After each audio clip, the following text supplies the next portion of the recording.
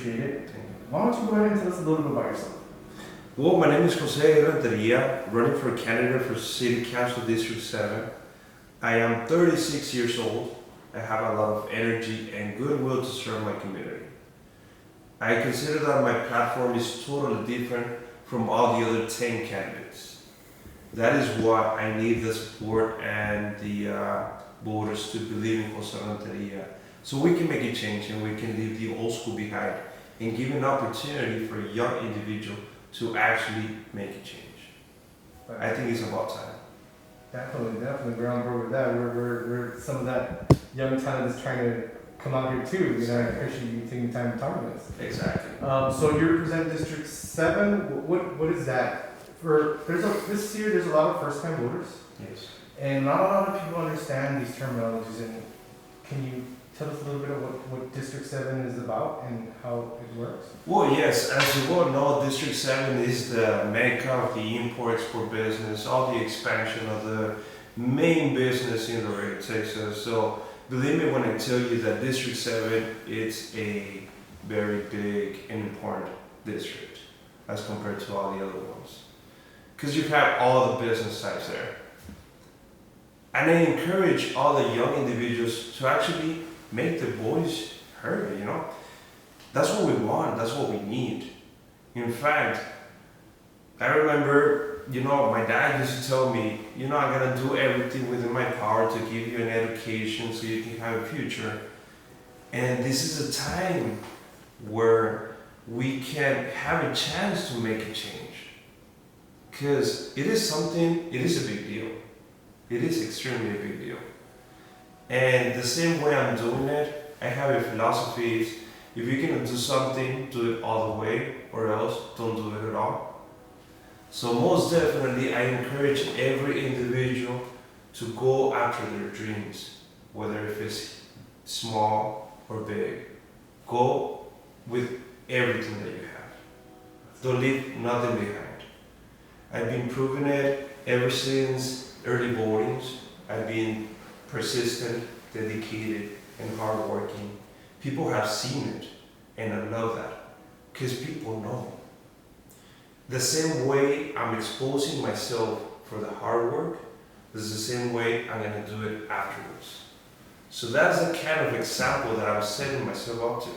Because when I win, I'm gonna have a big challenge, and I have to step up to the plate. And that's exactly what I'm going to do. Wow, District 7 sounds, I mean, I know import, all that is huge in Laredo. I mean, Yes. it really runs the city. Yes. It's really important, and I'm glad you have somebody that's going to give it 100% and leave it out on the field. Exactly. Representing, running for this district. Exactly. And I appreciate that. Yeah, no problem. One of the things that I can provide to the table is that I have been doing it for the past 15 years in my profession as an import-export business. So I know what it takes, I know the necessities, I know how to relate to all those businesses around there. Nonetheless, I seriously believe that Laredo has a lot of potential. We just don't need to focus on the import-export business. We need to diversify our current professions. We have to become a big city. We have to look in that direction. We cannot be a small town anymore.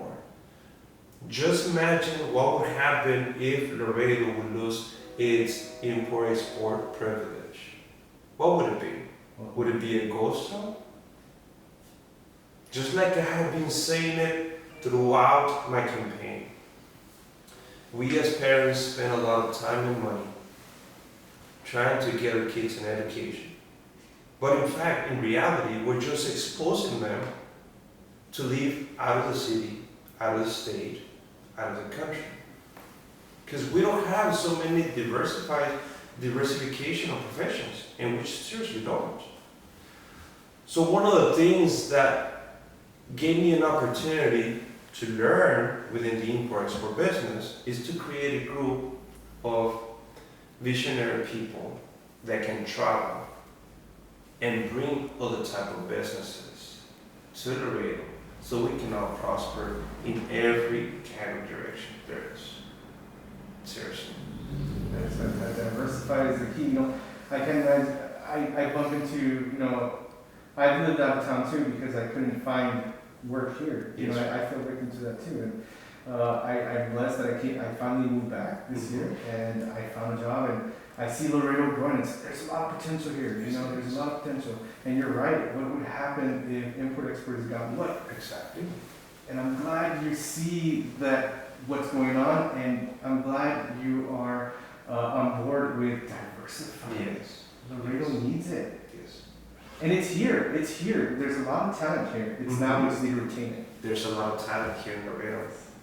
I mean, just Texas A&M International University here in Laredo opened a new campus about computer engineering, but we don't have any kind of professions.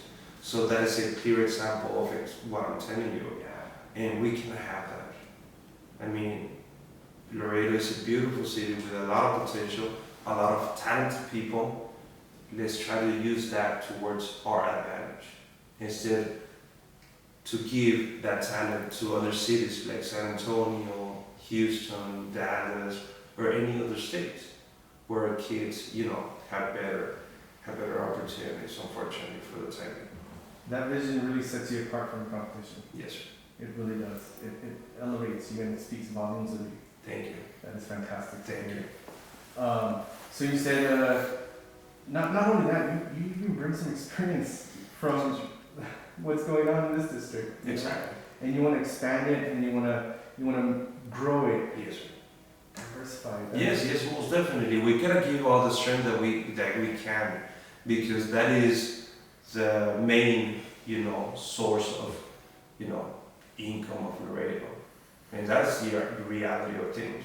I know everything from the forwarding to the transportation to the warehousing and distribution, so I can relate extremely. I can identify with other businesses to their needs because I am in that field.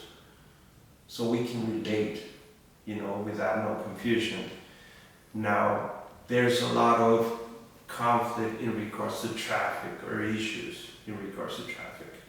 And I could really understand that.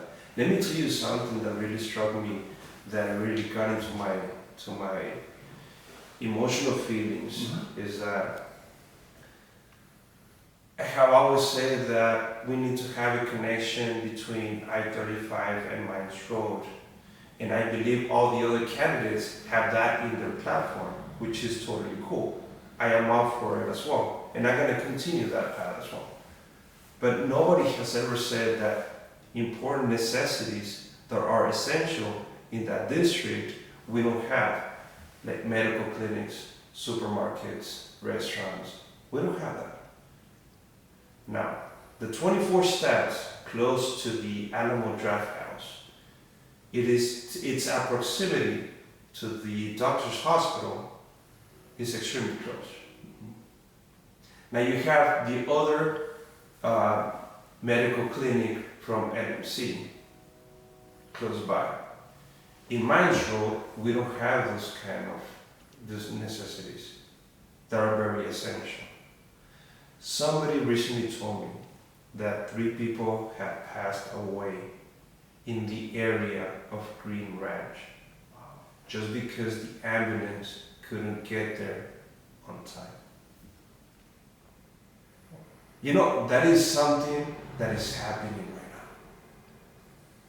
That is something that is happening right now. Jeez. I mean, can you believe that? Can you actually sleep with that in mind? I cannot. That is just unbelievable. That's unbelievable. In today's age, it's That is unbelievable. That is extremely unacceptable. Unacceptable. And with me, I'm going to do everything within my power to encourage so we can have those essential necessities within our district. Now, every warehouse employs more than 10 employees.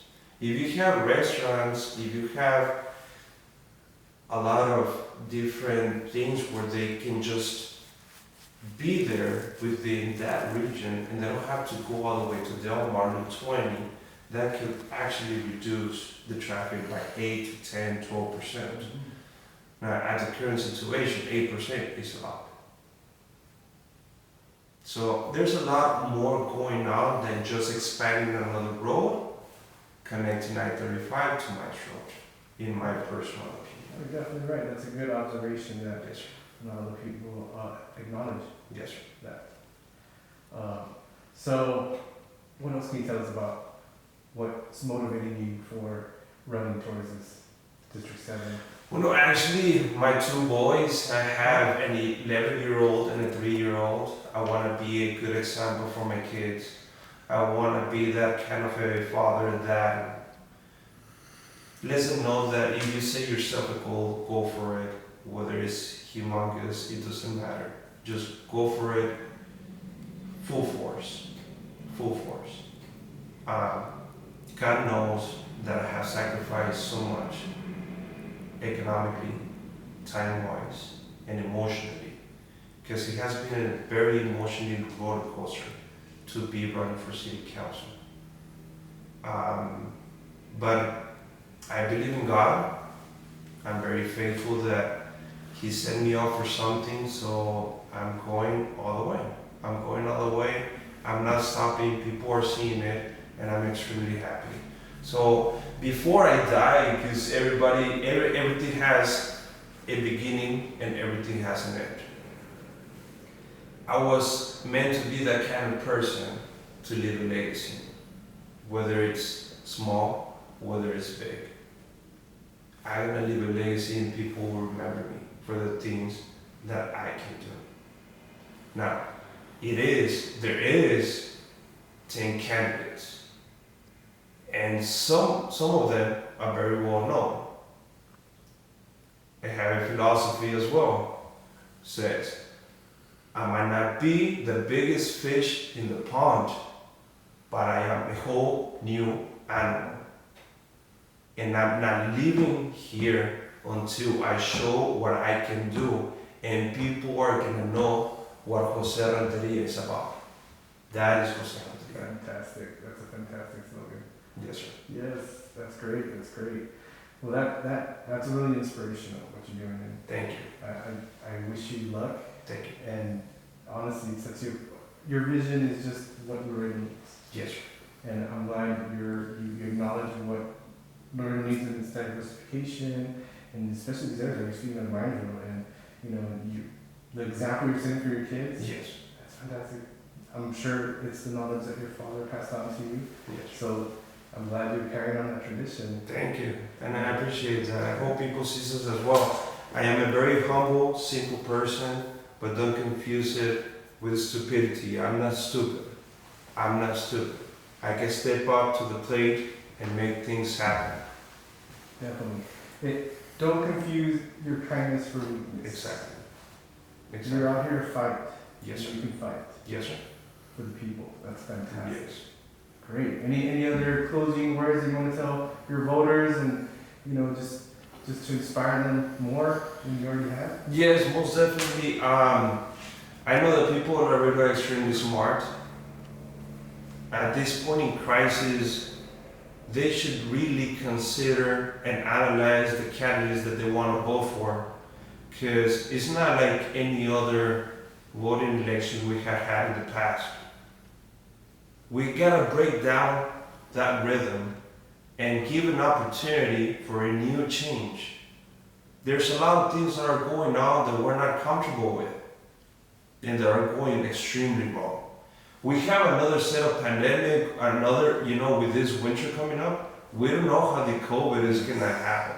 Now, people have been criticizing in the way communication has been going about. If you want some change, step it up to the plate, go out and vote, research your candidates, and if you can vote for Jose Renteria, trust me, you have nothing to lose and everything to gain. The same way you have seen me there standing, waving at people, trying to gain their confidence, is the same way I'll be working extremely hard for the things that I believe in and the things that we need. It's time for a change. Let's move the way forward. Right on, saying that. And again, remember District 7, Jose, thank you for taking time to talk to us. And we're part of that talent that needs to shine here. And that's what we're here. And I really really, it humbles me that you took the time to talk to us. No, thank you very much for the opportunity. And I wish you nothing but luck. Thank you. You're